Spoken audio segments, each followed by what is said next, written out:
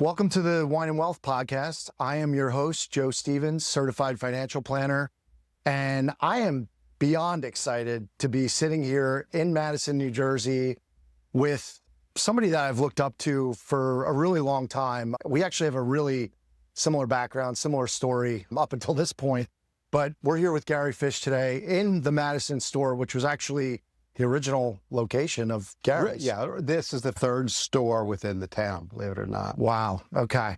Before we get into that, I'd love for you to just take me back to the beginning. What was your path into the industry?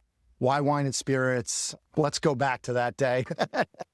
Accidental. Yeah, everybody talks about the path, the passion, the plan. Yeah. I had no plan, no path, no passion. To take it all the way, I graduated college, great business school. Yep. My friends were accountants. I had a degree in political science with a minor in English. That's pretty unemployable. Yeah. Right? My father, all-time liquor salesman. Right. Okay. I didn't know that. He worked for Fedway. Okay. It was Gateway Yep. at that point, worked for Fedway, which is a big wholesaler in New Jersey. I had no plans. So I said in college, I was president of the university for 2 years. Okay. So I knew how to sell myself. I drank for 4 solid years, had the drinking thing down to a science. I could sell liquor. Yeah. And so at 21, became a liquor salesman. Graduated college, started selling liquor. The worst, most humbling job in the world. No training. Yep. Right? They probably assume my father trained me, but that's not the same. No skill. Selling, there is a skill set to selling that I think people never talk about that, right? Yeah. And they gave me what I call the unsold account list, right? And as I joke today, I joked then, they were unsold for a reason, right? I mean, I went to bars, really what we call dive bars. And it was humbling. It didn't feel good. I didn't like it, but I was doing it. I needed to make some money. There were weeks I made $30, $40 because it's 100% commission. First summer, it was union. They had union shut down. Okay. All my accounting friends said, why don't you go to wine country and write it off? Okay. So I went to Napa Valley in 1981, and we had Louis Martini Winery. Got it. And I visited Louis Martini. Okay. And I pulled in, it was August. Yep. I'm like, I'm going to meet with Mr. Martini, the owner of the winery, and a farmer greeted me. And I was like, I'm here to see Mr. Martini. And he's like, I'm Louis. And his hand enveloped my hand. He literally looked like a farmer. And I'm like, not what I expected, right? Right. I'm thinking, he's the CEO, he's the founder, he's the owner. Not that he's a farmer. And grapes were coming in, it was an early harvest. Yeah. Not as early as this year, but early harvest. Yeah. And so he literally helped me get on the back of it. That was 18-wheeler days, right? 18-wheeler filled with grapes. Yeah. Yeah. They would literally put the truck on a scale. They would weigh the truck, offload the grapes, put this truck back on the scale. That's how they would determine how many Tons of fruit. Yeah. He picked me up, helped me get on the back of the truck, had me taste grapes from the top. Wow. And taste grapes that had already been like a foot or two down, and the difference in the quality. Wow. Just from the crush, just from the vineyard to the winery. And then he took me into the winery, and then he took me out into the vineyard. And I came back so jazzed. And I said, I am not a liquor salesman anymore. Yeah. I'm an ambassador of Louis Martini. And so I had an opportunity to take Kevin Zarelli's Windows of the World. So I went from that to Windows of the World. I took, I think, 3 different classes. At the Trade Center? Yeah. Wow. It was, Yeah. so I was going to World Trade Center, working all day, trying to sell liquor, but talking wine. And it was Wente, Louis Martini. I didn't have a lot of wine. B&G, Martini Rossi. Yeah. It was not what, Paul Masson. Yeah. Yeah. So no wine before its time. Manischewitz. The world was very different. But nobody was talking about wine. So as a 21-year-old kid, 22-year-old kid, at least had something to talk about. It changed everything. Fast forward, one of my accounts needed to sell a store in Madison. It's a tiny store. You'll never be able to make a living there. So we had my wife bought it, actually. She was going to run it. We hired a manager. None of that worked. I quit my job. I took over running it. So it's literally, and everything's, again, 1987, when we bought the store. And by 90, I said, that's it. I quit. Yeah. I took over running, so with my brother running the business, and just ran from that point forward. Wow. The Martini story is awesome. And I remember you telling me that story years ago. That's really cool. I mean, they are farmers. I think people forget that this is not just a product at all. It's the passion, right? Or the business, but they're literally, their hands are in the soil, right? And they're tasting the grapes before picking it. You buy a car, right? It's a beautiful car. It's a manufactured. Correct. You buy a bottle of vodka or any distilled spirit. Nothing wrong with love distilled spirits. They're designed to taste identical every time you taste it. Correct. Wine, by nature, should not taste the same every time you taste it. That's what makes it so special, right? The food is different. It's a year old, it's 5 years old, it's 10 years old. I was reflecting on Stag's Leap, the 50th anniversary of Judgment in Paris. Yes. I joke, I'm a brilliant retailer, right? Because I got in the business and it took off. Well, Judgment in Paris 50 years ago, we're in our 40th year of retail, coming into our 40th year. Wow. Maybe that had something to do with it, not just me. But the reality is, every bottle of Stag's Leap you taste is going to taste different. Every bottle of wine, that's kind of cool. It is. It's evolving. You know, it is. Tastes evolve. So it's something that you can't judge the same way. You know? And that's what makes the wine world go around, because every year is different. It's so fascinating. So you find the Madison location, you buy that, you start running it, and then you continue to grow from there. Tell me about that. Like, what's that like? So in 1987, when we bought the store, it was doing about $680,000, 1,200 square feet. Every day when we opened, we took out all the liquor that was on the floor. We'd put it on the porch, as we called it, and we'd sell throughout the day and wheel it back in. Wow. Every night. 7 days. Well, hopefully the goal was by Sunday, have nothing left. Right. One day I was driving home, and I live 7 minutes from here, and I see a sign on this location. It's available. We tried to get through. They wouldn't talk to us. A lawyer friend of ours said, I think I might know them. Called them up. A week later, we had a lease. Wow. Here, I went from literally 1,200 feet to 10,000 square feet. And I'm like, holy, this is big. You know, and I'm like, we gutted it. It was a car dealership. Gutted it, took out, we're sitting in what was the parts department. And we gutted everything. And I looked around and I'm like, oh, this is too big. If we become just a big liquor store, somebody else is going to become bigger. So I said, we got to do something different. Cheese, meat, gift items. And if we're going to do cheese, we're not going to do just what's called the coffin case. You know, that's the case that the cheese just lays in and you walk by and grab it. We do wine. We taste wine. We talk about wine. We're passionate about wine. Cheese is the same thing. We literally got into the cheese business the same way. Tasting cheese with some of the boutique cheese companies. We hired cheesemongers. We trained people to how to do cheese so that we were not just a discount liquor store. Back then, it was Shoppers Discount Liquor Wine Warehouse. And then we went into food, and people said, Gary, this is not the same. So we hired a facilitator. First time I spent money on marketing. I took a whiteboard.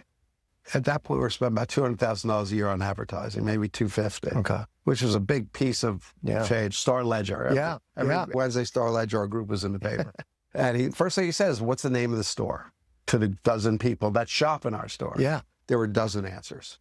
Discount liquors, warehouse liquors, wine liquors, discount wine, Madison. They're like, well, if you don't know the name of the store, what do you tell people?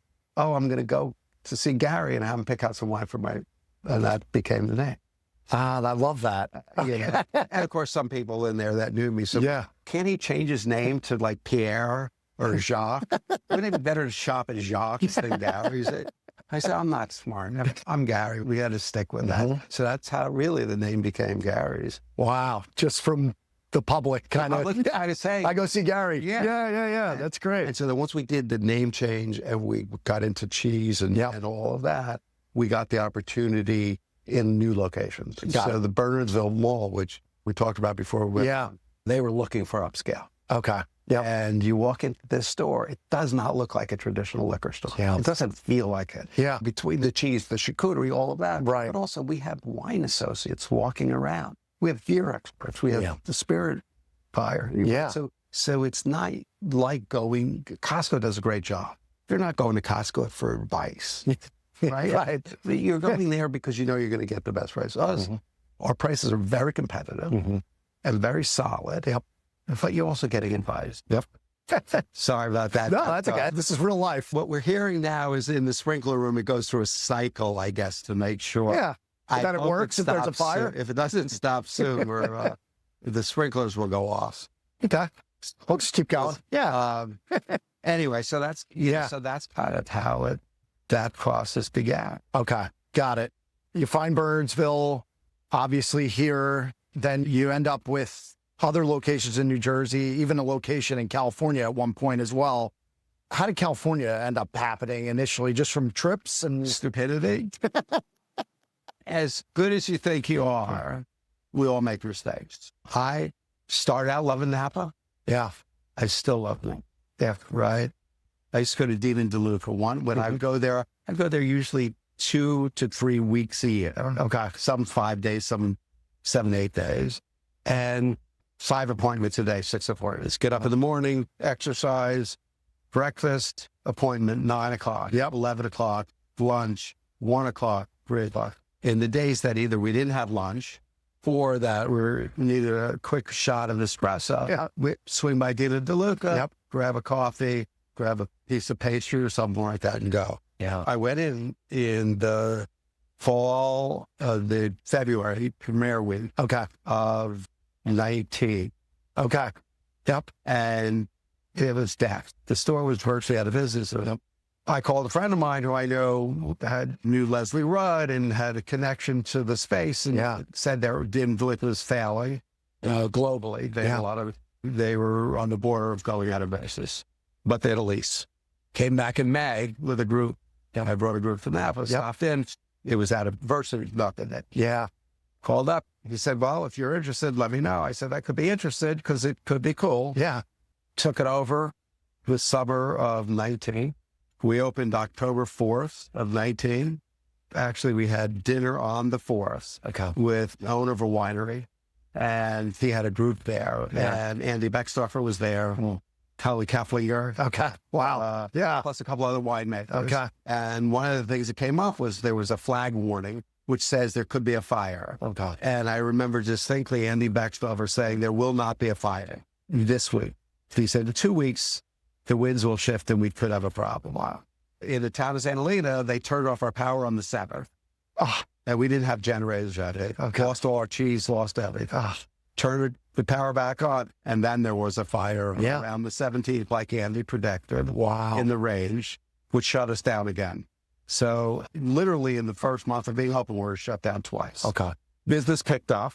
Our greatest week we ever had was March 1st through the 7th of 2020. And then the world changed. Here, business boomed, right? Because we were allowed to stay open and everything. That was tourism. I explained to people in New Jersey, think about LBI in January. Think about LBI in July. Napa in season is LBI in July. Right? There are people coming and going. There's energy. There's life. And there's money flowing into the community. In January, there's nothing. And not even nothing. The locals go on vacation, right? They go to Cabo. They go to Hawaii. They go tour the country to sell their wine. January's dead. February's starting to get back in. March, we close. And then we kind of reopened a little bit on, and we're flying back and forth. And at some point by 2022, cause and effect, right? We have 4 great stores in New Jersey, 4 profitable stores in New Jersey, 1 not profitable. And the emotional, physical drain on me personally. And the company, we sat down together, as we always do, and said, is it worth keeping it? And we said, no, like in everything, you got to know when to cut. That's right. I probably should have cut a year sooner. Emotionally, physically, we thought maybe we get one more good season under the belt. Yeah. But tourism didn't come back. Yeah. I mean, it's still very slow to come back out there. Yeah. Anyway, so that was that. Yeah. And that's what we decided.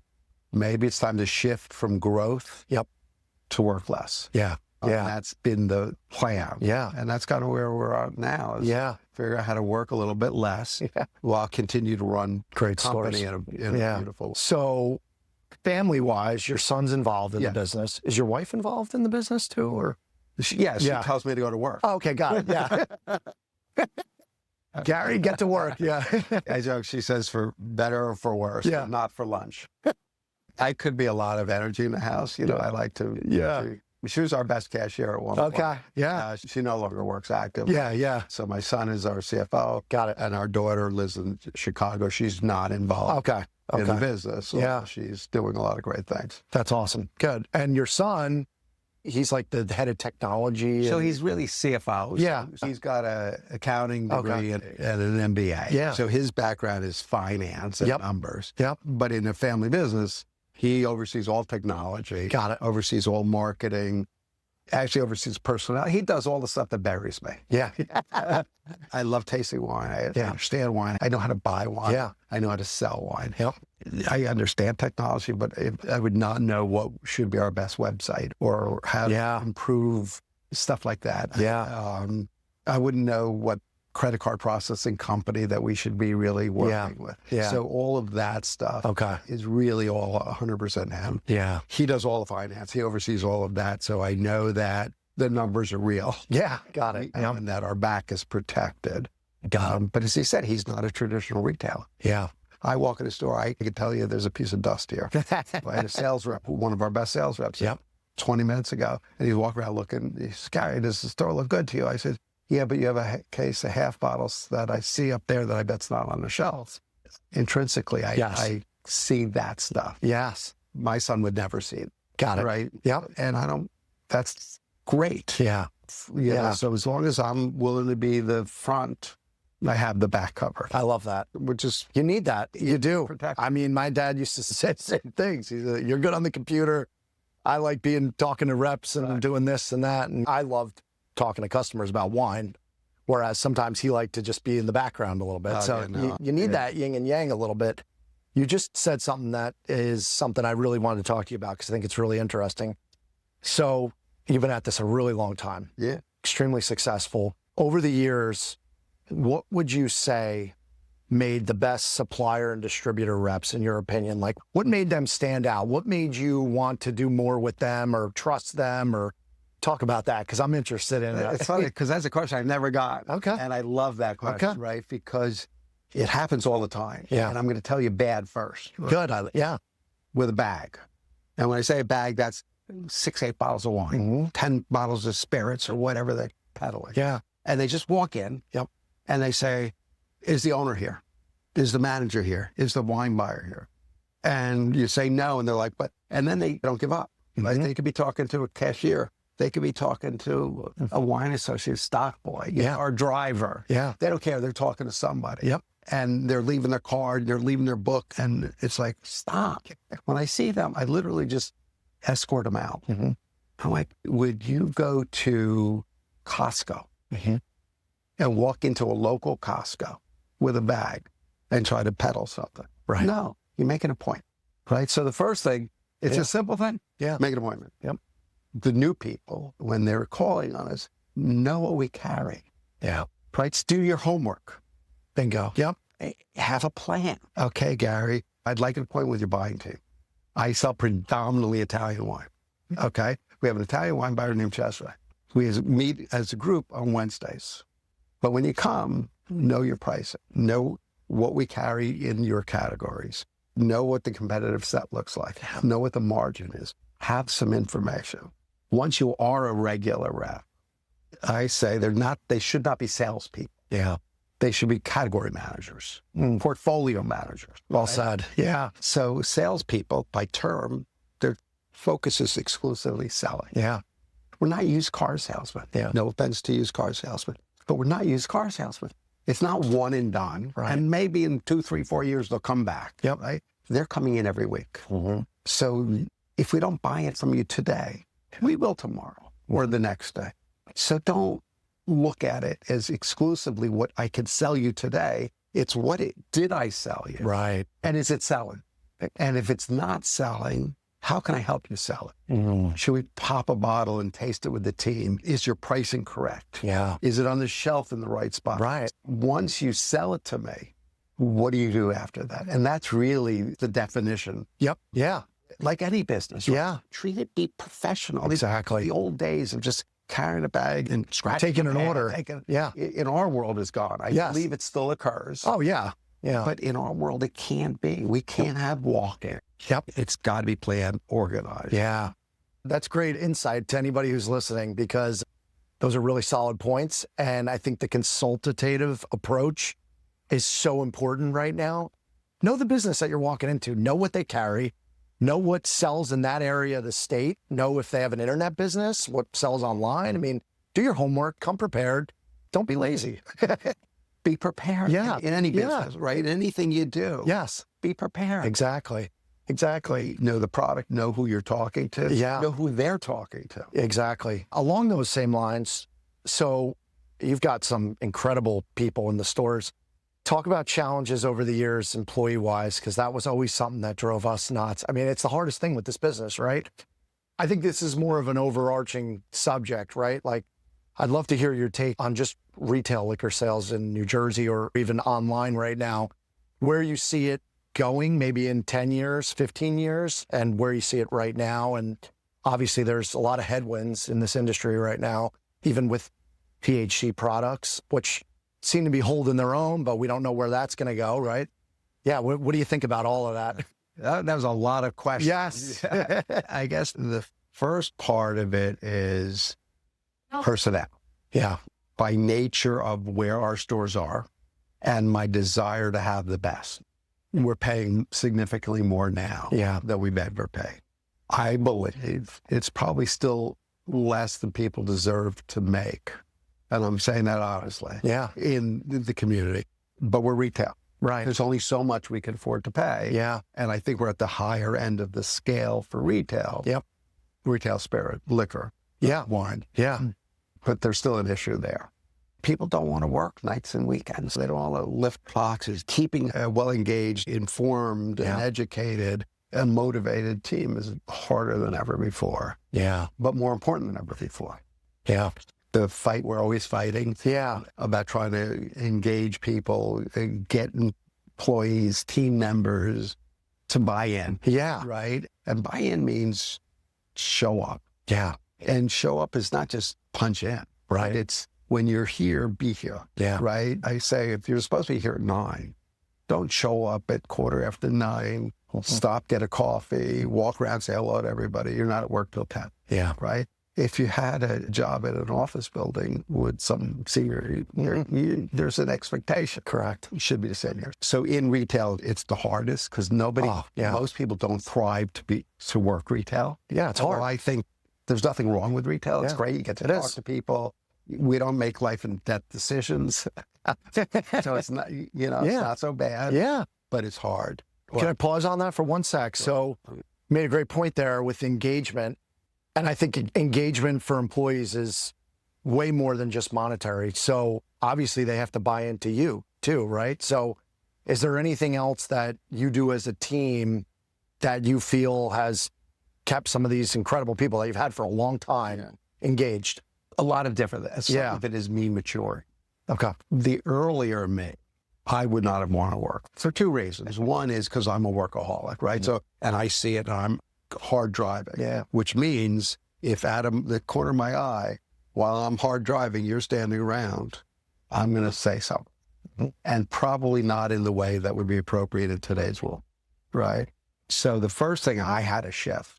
And it happened, I can almost remember, because it was when my kids were very young. Okay. And an employee was just, every time I saw him, he was like not doing anything. I confronted him. Yeah. Not in the most positive way. Yeah. And he said, would you talk to your kids like that? First thing I said to myself is, my kids would work and you're not. But I said that to myself. But then I said, you're right. So I started trying to desperately to shift. Yeah.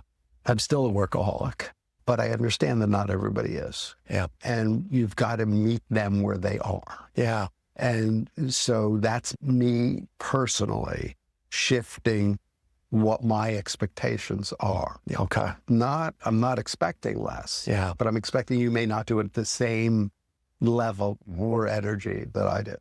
On the other side, we're inviting our team, even not direct wine salespeople, to taste wines when we have them come in. We frequently will do a dinner where I'll invite more than just one or two. So people get invited to dinners. Yeah. Last year, it actually happened a year ago, one of my wine associates on the floor, great kid. Yeah. Great kid. He's probably 35. He was talking to a customer and they said, "Oh, you must have been to France a lot of times." He said, "I've never been to France." So I said, "You've never been to France?" He said, "No." I said, "Where do you want to go?" He said, "Bordeaux."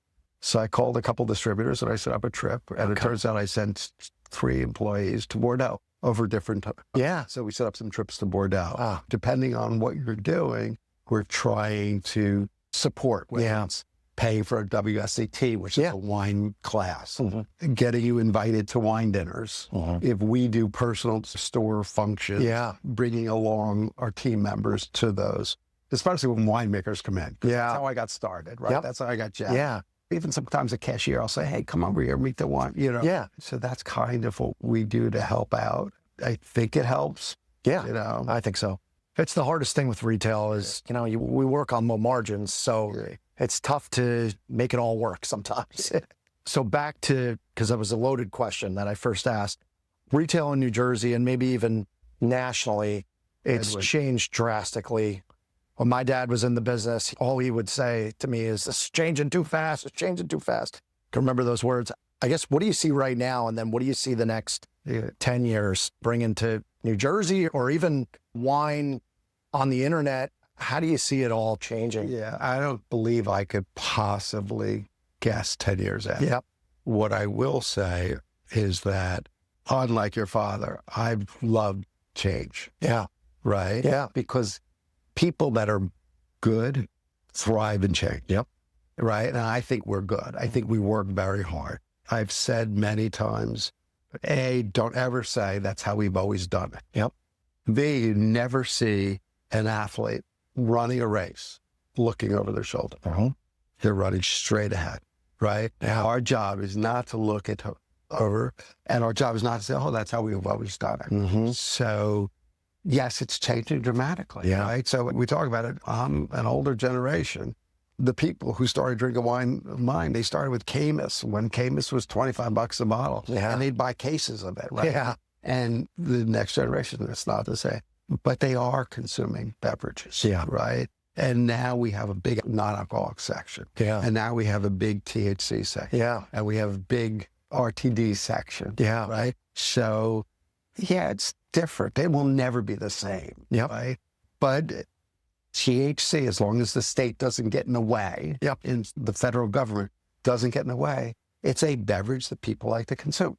We carry it. We do the same thing with, I know nothing about it, but we had a THC tasting. Right. We had a supplier come in, and they taste 0. It had no. Just for like the profile of it. Yeah, got it. Yeah. And we invited the whole team, whoever was in the store, came over. I walked the floor while they were tasting, and I'm listening, and they're like, "Oh, this or mine," and they knew and understood the product. Okay. As long as they know and understand the product, I'm good. Yeah. I don't need to. Right. In this case, so we're now in the THC business. We have more, and we taste them, non-alcoholic wines than we've ever had. So we're adjusting.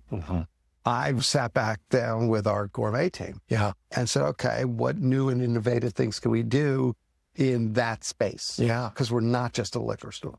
So that's how I'm looking at that. Online is a disaster.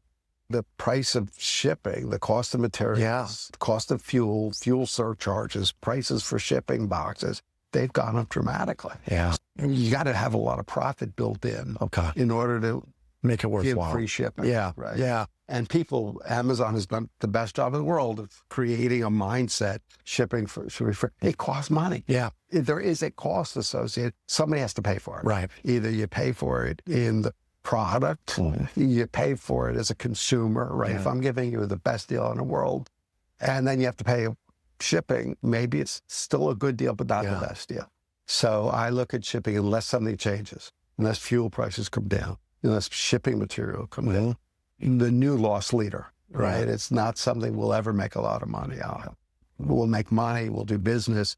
It helps us because if we buy 100 cases and we sell 60 online, we can sell 40 in store and make more money in store on that same. But it's not that easy. Yeah. And it's not one size fits all. Yeah. It requires a lot of effort too, between the digital marketing, the logistics of it, just like you said, the packaging. It's a lot of work. So think about, right? So you hit on the digital market, but first, so an order comes in, right? There's a company that has to make that happen. Yeah. And the credit card, because of fraud, we pay a much higher VIG on the credit card processing fee than we do when you're physically in front of this. And most people don't know that. But when you're physically in front of the cashier, you give your card, the rate we pay is lower than an online purchase. So step one is it's costing us more. Step two, you print that order. You take a piece of paper and print the order. Somebody walks around the store, shops, picks that order, right? Then they hand it to somebody else. A third person has to check. Okay. Check and balance, because once it goes out. And then the third, in essence, the third person puts it in a box. Ships it, and the FedEx or UPS or whoever comes, picks it up and takes it away. A lot of steps. And you have to store the material. You have to, so you need a warehouse for it. So so it's not the be all end all of the business. For me, the goal and the growth and the excitement is in store still. We do that really well.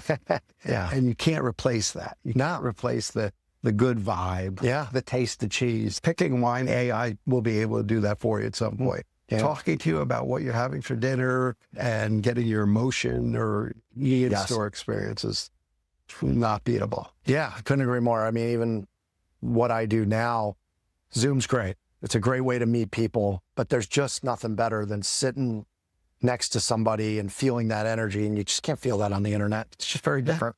Body language. If you're talking to somebody, whether it's investment advice, whatever it is, or buying a bottle of wine, or putting a shirt and trying it on, you look at their body language. And you're talking about a wine, and you look at the person, and they didn't say price range, but you said $30, and you could see they recoiled a little bit. Exactly. And now you say, "Oh, I also have this great $20 bottle." Oh, really? Right. So on a Zoom, it's hard. And I've done Zoom tasting. And I end up picking on people, because I see 12 people or 14 people on the screen, and they're all sitting there. I'm like, you didn't even taste it. And it's got their names, right? So you can cheat. So, Bill, would you taste the wine for God's sake? Tell me what you think about it. But you're not seeing Bill. It's just a frame. So yes, if you could talk to a lot more people more efficiently. If you're advising people and they're in Florida for the season and you can't get there. It works, but it's not ideal. It's still nothing like being in the same. Feeling that energy. Your passion and your energy, man, it's incredible to this day. I mean, I love it. I love sitting here chatting with you. Tell me about a low point in this journey today. Besides Napa? It doesn't get any lower than Okay. My son went to Wharton, and the second semester was the spring of 2020. Okay. So he was taking his classes from home. And so I'm listening to one of these world-renowned so I'm like, this is unbelievable. And so he wrote his thesis or whatever. And the professor asked if my son and I wanted to join a class. So we guest lectured for a Wharton class. One of those, what do they call them? Executive MBAs. So it's a 1-week class. And it was Zoom. Okay. Still Zoom. So we get on it and we tell the whole story, blah, blah, blah. We have our Mike set us up with a whole PowerPoint. Very organized. The growth of the company, blah, blah, blah. And somebody, I can't remember where it was, he said, what made you think that being successful in New Jersey can translate to a 10-hour flight away between And I'm like, I don't know. Emotion gets, I love Napa Valley. I love the people. I love the area. We all thought it would not semi-retirement. I joke it was semi-retirement. It added 10 years to our retirement plan because of all the money it chewed up. But that we would be in touch with Napa. Yeah. Winemakers would come into the store, which they did every day. Oh, I'm sure. And you develop relations. And they're like, yeah, we don't want to be in retail except for you. It failed miserably. And would it have failed if everything was perfect? Maybe. Yeah. I'm not blaming it. I got to tell you, I take 100% responsibility. I'm not blaming COVID for that failure. Yeah. I'm not blaming the fire. None of it helped. But even if we didn't have any of those negative headwinds at that point, it might have failed anyway. And so the darkest was that period. We've never sold a store. Yeah. We've never closed a store without selling it for profit. This is the first store we said it would be more profitable to just end it. Yeah. Every other store we've sold and made money. Right. And somebody said, never be in love with the real estate, be in love with money. So you buy and sell, buy and sell. We open a store, we get to a level.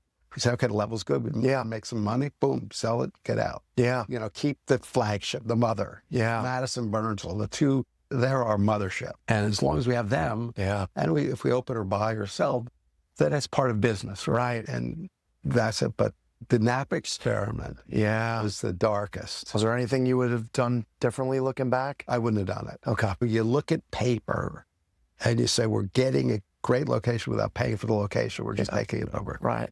But it needed a lot of work.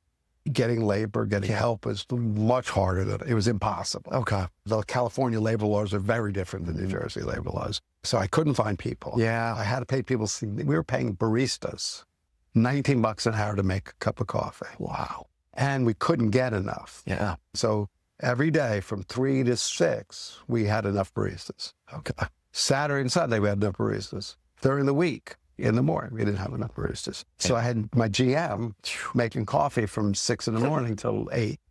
Yeah, I'm not sure what we could have done to make it successful, forgetting all the negative. Yeah. The fires and the pandemic and the slaying of the firstborn and all the other things.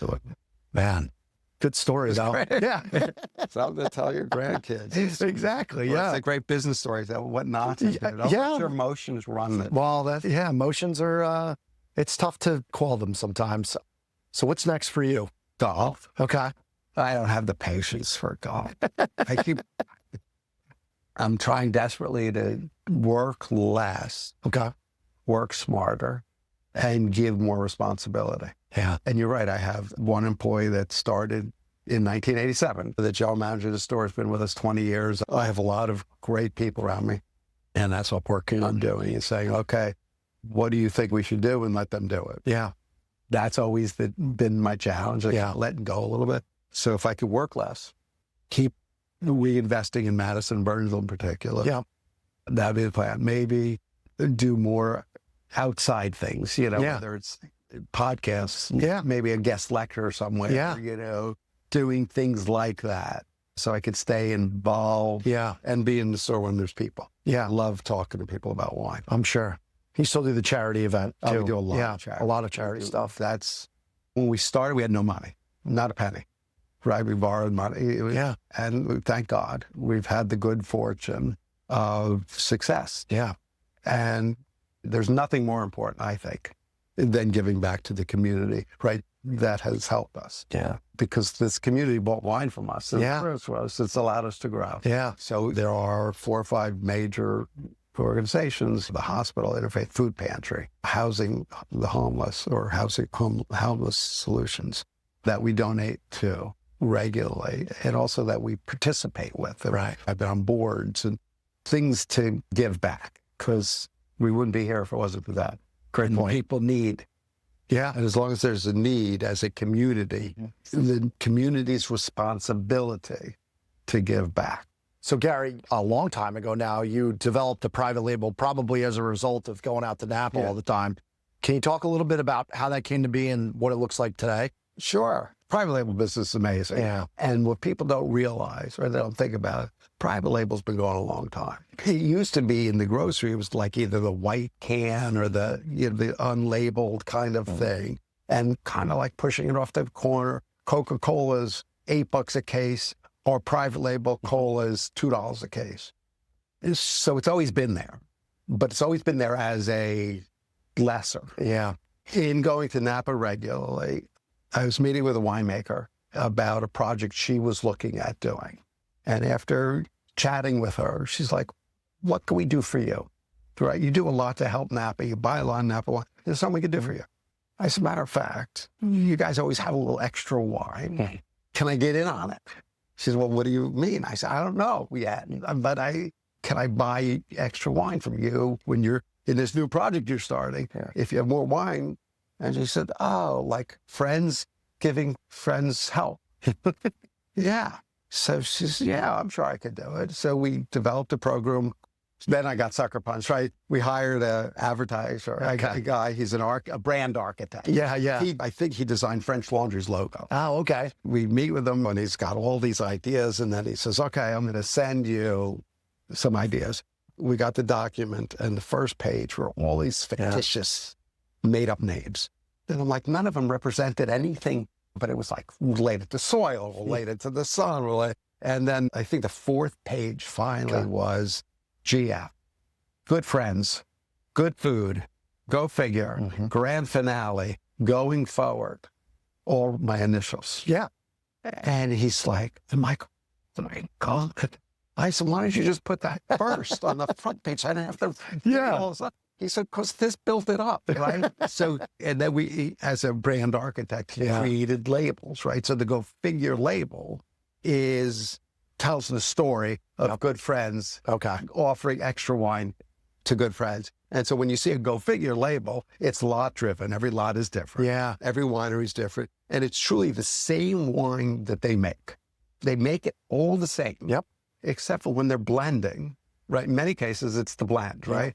They have too much Merlot for their final blend. So they can give me a wine that's 50% Merlot, 50% Cabernet, where their blend's 90% Cabernet. Right. Or they do their blend, and their blend equals 1,500 cases. But market, it can only sell 1,200. So they have 300 cases, and they bottle it all at once. Yep. And they stop the bottling run at 1,200.